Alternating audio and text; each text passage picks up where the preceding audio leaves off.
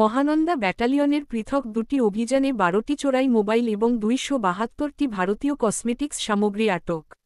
মাহিদুল ইসলাম ফরহাদ, চাঁপাইনবাবগঞ্জ জেলা প্রতিনিধি।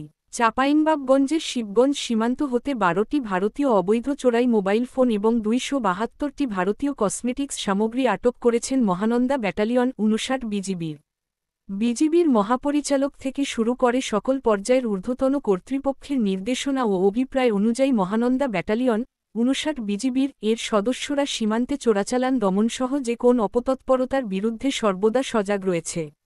বিজিবির সদস্যদের কর্তব্যনিষ্ঠা ও পেশাদারিত্বের ধারাবাহিকতায় গত ২৯ অক্টোবর ২০২৫ তারিখ বিকেল থেকে রাত পর্যন্ত পৃথক ০২টি অভিযানে মহানন্দা ব্যাটালিয়ন ৫৯ বিজিবির এর বিজিবির সদস্যরা চাঁপাইনবাবগঞ্জ জেলার শিবগঞ্জ থানাধীন দাইপুকুরিয়া ইউনিয়নের শিয়ালমারা গ্রামে অভিযান পরিচালনা করে ১২টি ভারতীয় বিভিন্ন মডেলের ব্যবহৃত চোরাই মোবাইল ফোন এবং অপর আরেকটি অভিযানে সোনামসজিদ আইসিপি এলাকা হতে বিভিন্ন প্রকার ২৭২টি ভারতীয় কসমেটিক্স সামগ্রী আটক করতে সক্ষম হয়।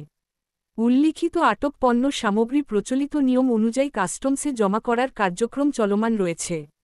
এ ব্যাপারে মহানন্দা ব্যাটালিয়ন ৫৯ বিজিবির এর অধিনায়ক লে কর্নেল গোলাম কিবরিয়া, বিজিবিএম বিষয়টির সত্যতা নিশ্চিত করেছেন।